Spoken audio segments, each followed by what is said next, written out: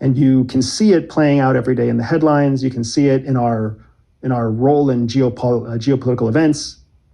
You can see that we're suffering in terms of trying to identify ourselves. We don't know, do we want to be a real democracy? Do we want to be kind of a partial democracy? Do we want to treat everybody as equal? Do we not want to treat everybody as equal? We're struggling in the same way that you and I did through middle school, right? My children mean the world to me. And what I want to do is give them a life where they have the choice to do anything they want to do. Unfortunately, I don't believe our country for the next 5 to 10 years is going to be the kind of country that allows children of today to choose and be whatever they want to be. I think our country has some growing up of its own to do before we really offer people equal access to opportunities. So for me, if I was my 11-year-old son, when I turned 15 or 16 years old and I start to really care about something, I would like to be in a place where I can explore that thing. I don't think that's going to be in the United States. I think that's going to be in Europe. I think that's going to be in the Middle East. I think that's going to be in Latin America, where he will have all the advantages of the world outside of the United States. What do you think about what's going on at the moment with geopolitics as it relates to like China and the US? There's a bit of a power struggle going on, and there has been, but a lot of people forecast that China is eventually going to overtake, or maybe it already has, the US as the sort of global economic force. Are you preparing for that? Do you think it's going to happen? I think that there's 2 realistic outcomes and there's one less realistic outcome. The most realistic outcome is that the United States and China continue to compete and reach parity, equality with each other. That's the most realistic outcome. Maybe the United States remains 10% bigger. Maybe China gets 2% bigger economically, but they approach parity. They approach equality. I don't want to live in the United States when it loses so much status that another country reaches economic parity. Think about that for a second. The world is accustomed to one superpower. Once there are 2 superpowers, everything changes. There's 2 massive languages, and you're going to have to choose which language you speak. There's 2 currencies. Which currency are you going to save your money in? There's competing priorities. There's competing politics. There's equally massive, sophisticated militaries. When you are in one of those 2 countries, at the moment that they reach parity, you are in the most dangerous position, because the number 1 target for China will be the United States. The number 1 target for the United States will be China. Right now, there's not parity, there's not equality. So the United States has to worry about everybody. And China doesn't really have to worry about many people at all. But as that equality gets closer and closer, there's more and more threat. Think about it in business terms. When you're the industry leader in your business, Google, you don't have to worry about much. You have to worry about all the little guys, but nobody's really a direct threat. But as soon as somebody else rises to meet you, you have to worry about it. The leader used to be Yahoo, right? Yahoo had to see what it's like to lose and gain parity with Google, only to then be eclipsed, right? So most probable outcome, we reach parity. Second most probable outcome is that China does supersede us by small amounts, right? 5% GDP, 10% GDP, and the United States has to regain its momentum to try to gain back the edge. So now you have this cycle back and forth, right? Where for 5 years, China is the leading GDP. For 5 years, the United States is the leading GDP. And you have this waffling back and forth, which makes you even less secure than if you were in direct parity. But that's a scary place to be as well. You still have to lose all the influence to get there. And when you're there, you never know how long it's going to last. Do you think we're already engaged in a form of World War III? Yeah, absolutely. I think World War III is already happening. I think World War III is not what people think it was going to be. I think people were afraid that World War III was somehow going to look like another World War II. Instead, World War III is a war of proxy nations. It's a war where smaller third world countries are competing against each other, and they're being funded by larger countries that are actually in conflict with one another. Ukraine and Russia. US is funding Ukraine. Russia's obviously taking care of itself, but the real conflict in Ukraine isn't about Ukraine. It's about the West versus Russia. Same thing's going to happen with Taiwan and China. when the time comes that China makes its biggest move on Taiwan, it's already made small moves on Taiwan. When it makes its largest move on Taiwan, it's going to become a question of China versus the West and whoever supports Taiwan.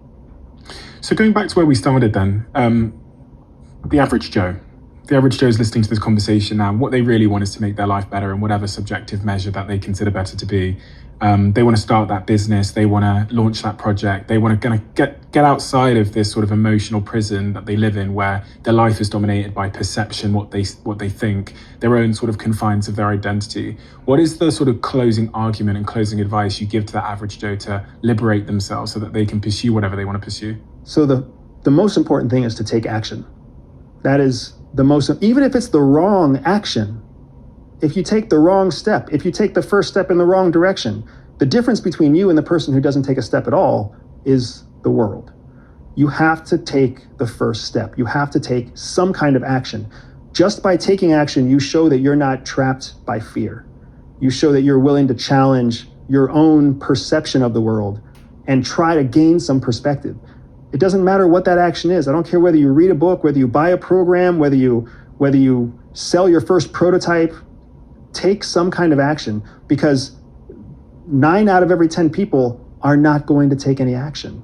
You already have an advantage just by trying. And so few people understand that. They think there's some kind of advantage in waiting. There isn't. The longer you wait, all you're really doing is giving the other 9 people a chance to be the first one to take a step. If you take the first step, you beat the competition right out of the gates. And you know this as well as I do. Even if your first 3 or 4 steps are fumbles and trips and you fall on your face, by the time you stand up, you're 4 steps away from the rest of the competition. And you've learned a lot in those first 4 steps. So my suggestion is take action. Take action using the skills that we talked about today. Take action using the skills that you've talked about on some other podcast. Just take action. Identity. We talked about how the CIA kind of rewrite your identity a little bit so that, it gives you some sort of cover. But one of the things that stops us taking action is our own identity. What have you come to learn, and what do you think now about the role of identity, how it gets in our way and how we can liberate ourselves from it? The worst person to determine who you are is oftentimes you, because you see it all. You live in your own secret life. The rest of the world sees your public life. Even if your public life is accidental, the world sees you differently than you see yourself.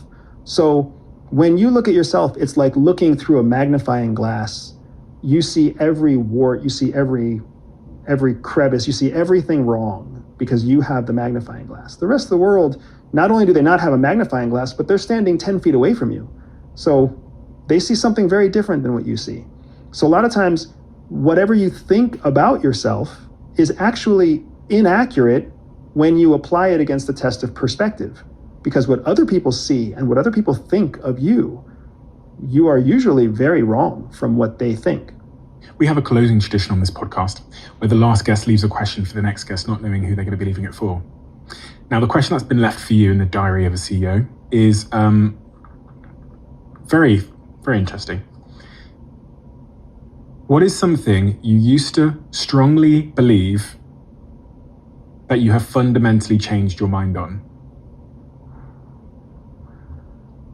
I used to believe that people could be equal. And fundamentally now, I know that people will never be equal, because equality is not really the thing that we're after. What we're secretly after that we don't want to admit to is we're always after being better, having more, being in a better position than everyone else. So we will constantly strive to take advantage of secrets, to take advantage of opportunities, to find an edge that we do not share with other people. But publicly, we will say that we wish there was more equality and that we want there to be more equality, when secretly we don't. I used to be one of those people that wanted everything to be equal. And now I am one of those people who is very happy in a world where things are not equal. Why? Because I see through the noise. I understand that what we want isn't what we actually say. So these politicians that are saying maybe on the left that are saying, we want equality, we want everyone to be equal, you think they're bullshitting? Absolutely. That's not what they want. What do they want? What they want is more of the current status quo, which is to have conflict with the opposite side. And what they also want on top of that is to be in a position where the masses trust the politician to be in control over more aspects of the population's life. Andrew, thank you so much.